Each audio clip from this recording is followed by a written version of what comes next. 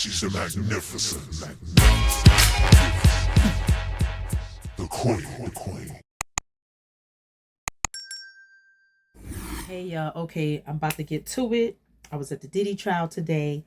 I went after lunch when Cassie was back on the stand. I will say this, the judge was kind of pissed because the judge was like, listen, I thought her last day would probably be today or by Friday because it doesn't seem like they're going to be done with Cassie by tomorrow. So the judge was kind of a little pissed off at that. So I don't know, because this is the first week, and I think someone may have testified Monday, but then Cassie been on Tuesday, Wednesday, and today is Thursday, and she's gonna be on tomorrow. So I don't know. It's a lot. All right. I was in there with a lot of people. Lisa Bloom, I think she's an attorney for a lot of females. Kimberly Richards, she's a pretty one with the freckles or whatever from the news. But anyway, let me get to it. Okay. The judge was upset. I went over that. The judge said he wants them done with Cassie by Friday, but I don't know if that's going to happen. And Cassie was dressed very nicely in like a satiny black suit, two-piece suit with a white shirt here and ponytail with like two little, curls on the side, or just, something out on the side. She looked real pretty. So this is the thing. My note says judge was upset that the cross-examination was going to go into next week, and he don't want that. He wants Cassie off the stand by tomorrow. So I don't know if that's going to happen. Okay. Now, all right. They was going over text messages to Sean. Cassie said, I love our FOs, which is freak off. So I'm going to be saying FOs. I love our FOs. I want it right now. She said, LOL, me too. Now, Puff said, I want it right now. She said, LOL, me too. Okay, cool. Someone named Jules was available for a freak off. Sean said, let's have a light night, but if you don't want to, you don't have to. I'm going to say this. Listening to all the texts and the responses between her and Puff, I'm like, damn, Cassie. It seems like Cassie was more of a willing participant. Now, I don't know if it was to the point where she felt like she loved him. Hands down, she loved the shit out of Puff. But I think, is it to the point where she just started to like it just because she know he liked it and that's what he wanted and she loved him, But the text is the back and forth. His questions and her responses make it more seem like you wasn't forced. So I don't know. Okay, let me get back to it. She said, me too. Jules is one of those guys, I guess, that they allegedly, let me just say allegedly, that participated. He was available. Now, on Puff's request, she had her period. Cassie would go to, he asked her if she had her period. If she was on it, I don't think he was like, okay, don't worry about it. Okay. Cassie would go to a place called Pleasure Chest to get toys, lubricants, outfits, and other supplies. Now, she also said that there were times where Puff would go pick up the stuff for their FOs, rendezvous. Maybe I could say rendezvous. But this particular time, she texted him, and in the text, she said she would go to Pleasure Chest. But I think at this particular day, he was like, that's kind of far. But they asked her, what would you get from there? And then that's when she said toys, lubricants, outfits, and other supplies. Yeah, it's most of the testimony like that would seem to a lot of people that she was more consenting to the freak offs other than being made to do it. Again, she probably did it because she loved him. Y'all gotta understand, she was 17, 18, or 19 years old. Still very impressionable, a teenager. She's 19, she's a teenager. And she got into this stuff with Puff. We have to look at it like that. Also, she met Puff through Ryan Leslie. And Puff ended up taking her. She already had a career and everything was going But then you get with Puff, and then he introduces you to these crazy things, and it's like, what happened to my, music career? All right. I don't know who this is. I don't want to answer. Okay, I'm back. Okay, all right. So, also, there was a text where she was like, damn, fuck, I left the iPad. She will bring an iPad to video the freak offs, FOs, whatever.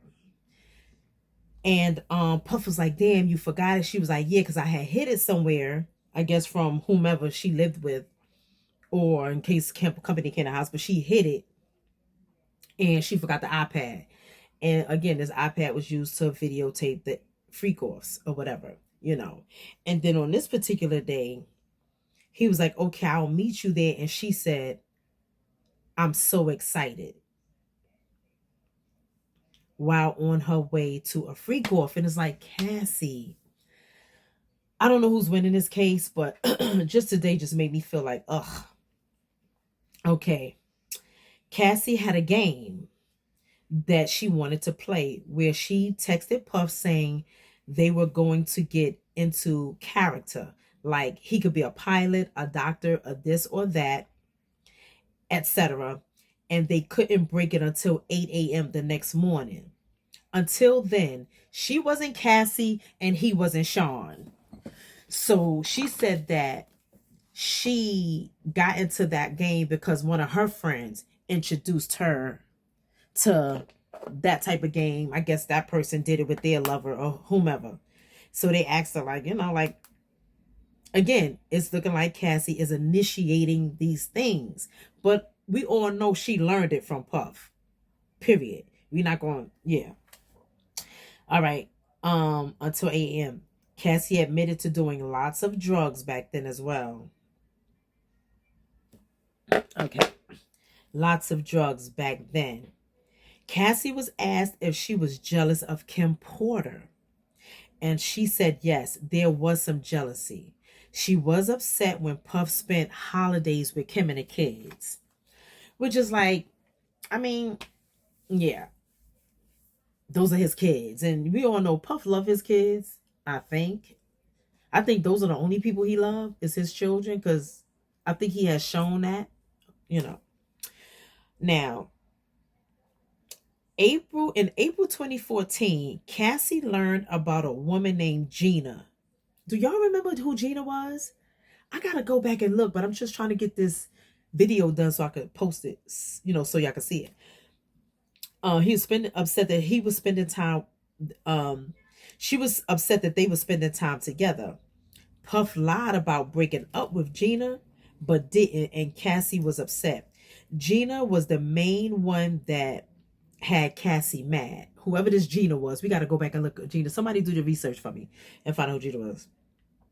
Now, they asked, okay, she was mad that Puff was messing around, but they also asked her, would Puff be mad at her if she messed around? She said, yes, it was scary when Puff thought Cassie may be cheating. She said it was scary. I guess he was very intimidating and, he had, pulled the guns out, showing her. I don't know. I don't know if Puff busting any shots, but it is what it is. They handed her 17 pages of text. These is other texts. And on page 3, Dave texted her, and they was in New York, and somebody else texted Puff. So there was a Dave and a Daniel, allegedly, in New York who contacted them. And I guess it was assumed that they were involved in some of the freak-offs that they did. Yes. And it looks like they also, Puff and Cassie also frequented sex clubs. I was like, oh my God. One message said, I miss you. I want that D. That's what she sent to Puff. And then she said, I'm sitting by the pool. I wish we could have a FO before you left. Sad face. I was like, Cassie, what the fuck? We like Team Cassie over here because it's like, You opened the floodgates to all this shit that happened with Puff. But girl, you talking about you wish y'all could have had a freak off before he left? Cookie, are you okay? Mommy might need a hug. That's my dog. Because okay, anyway, Cassie was upset. Okay, this is another thing. They asked her.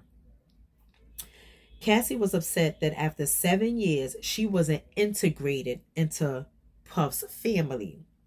Never been on vacations with the family. Never had a relationship with the kids. At that point, after 7 years, you don't meet his children? Yet he was still vacationing with Kim and the kids. And it showed that Cassie really loved Puff. And after all of him cheating, being with Kim, not knowing the kids, not being integrated into family, she sent him a text that says, I'll treat you like a king no matter what, although I feel like a side piece. I mean, shit, after 1 or 2 years, it's like you meet somebody in the family, the kids, the mama, the something. But she really felt like she was over here and Puff was over here doing whatever he was doing with everybody. Whether it's the kids, the mama, the kids' mamas, Gina, this one, that one. Because she said it was a few girls that he got busted cheating with. So, yeah. All right. Then they got the Kid Cudi. Kid Cudi was brought up today. Now, she met Kid Cudi through Puff, so she could get some studio time and, work on her songs or whatever. But within the time of them spending together, they kind of got, I guess, started liking each other.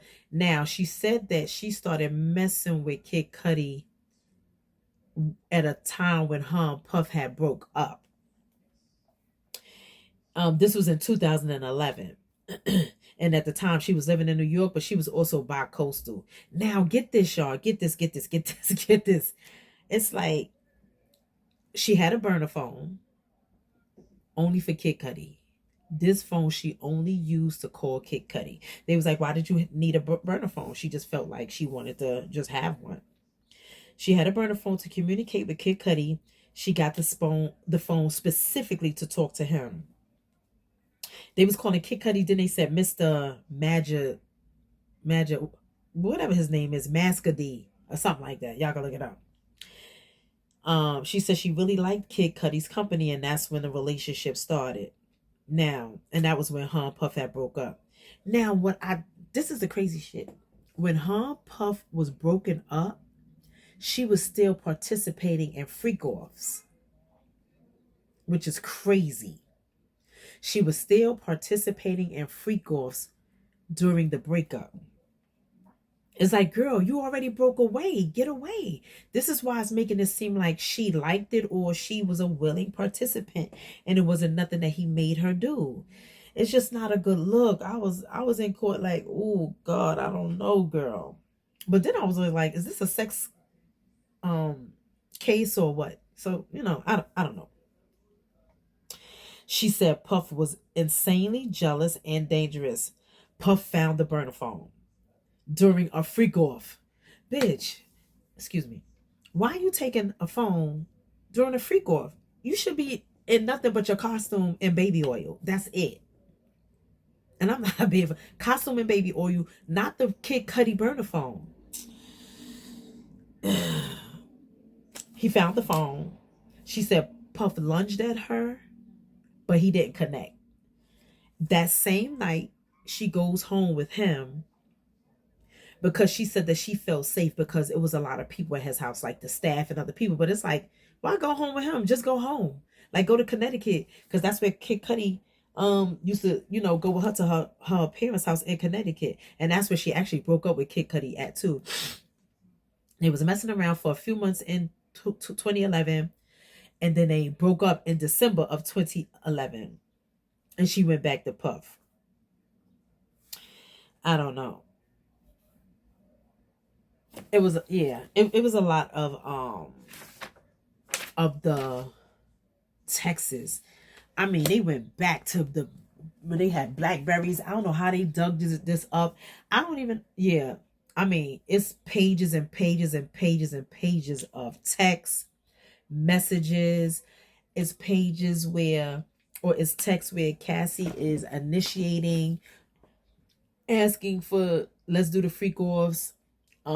It's fun. I love it. I like it. But again, she loved Puff. Kim was like a dagger in her side. Kim and Gina. Kim and Gina. They were like daggers in her side. And still, she was looking for that one day, I guess, to be his girl. Even though we saw them on red carpets together and things like that, I guess she still didn't feel like his girl. And all I keep thinking about is like, damn, your husband is sitting here. I was hoping that she told her husband most of this stuff so it's not new to his ears, because even with the sores in the mouth and the this and the that, it's like, ugh, did he know all that? I don't know. I have no idea.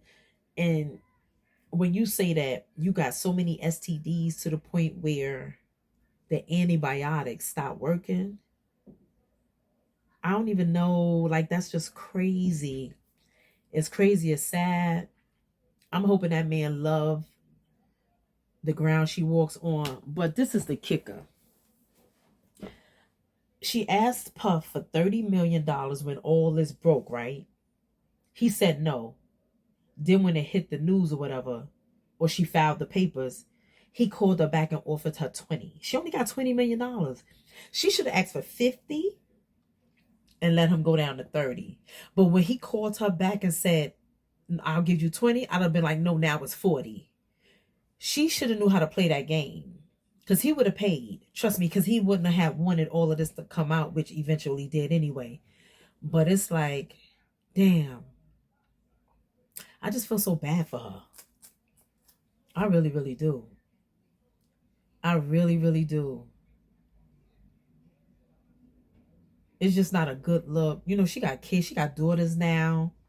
Parents and everybody. You know what I'm saying? It's like, it's just not a good look so far from what I've heard. I'll try to see what happens tomorrow.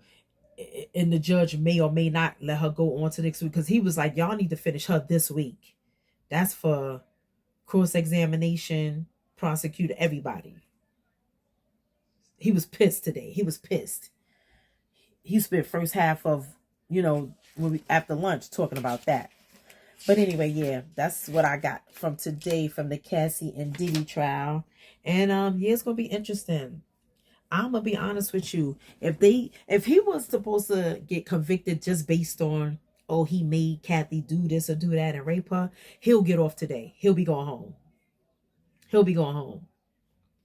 Because there's no proof that shows that he made her. Yes, he was abusive. Yes, he did this, but is that a crime as far as making somebody have sex? It's damn sure a crime to beat on somebody, for sure. But I don't know, y'all, but stay tuned. I will see what happens tomorrow, and I will try my best to come back and let y'all know if I make it to court. But yeah, peace out. And thanks for tuning in. Everybody was up to Indiana. Oh, shout out to a guy named Supreme. I forgot. He said that he used to have a show, Real Hip Hop something. He was like, Miss T, I watch you all the time. Shout out to him. I saw him outside the courtroom. I saw Lauren LaRosa from Breakfast Club outside. Everybody was out there doing their thing, trying to get what they could get. And, that's it. But, it's just crazy. Everybody wants to be on top of this Diddy thing to see what happens. And I don't know. Let's talk about it maybe tomorrow or something. Do y'all think he's going to go down? Because a lot of people reached out and was like, we don't think that he's going to go down. So I don't know. But we'll see. Peace out.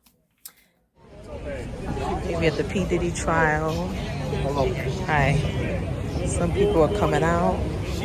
I see Lauren LaRosa from the Breakfast Club right here. I gotta take something. She's taping. Lauren LaRosa. So they must be coming up on this side.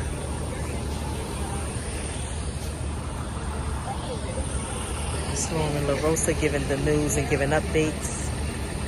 A message He's giving the 411 on what happened this morning. 2 black vans just pulled up. Let's see who's coming out.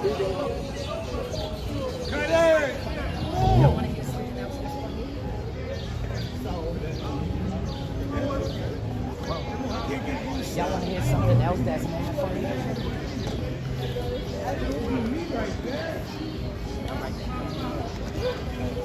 They go Justin Combs.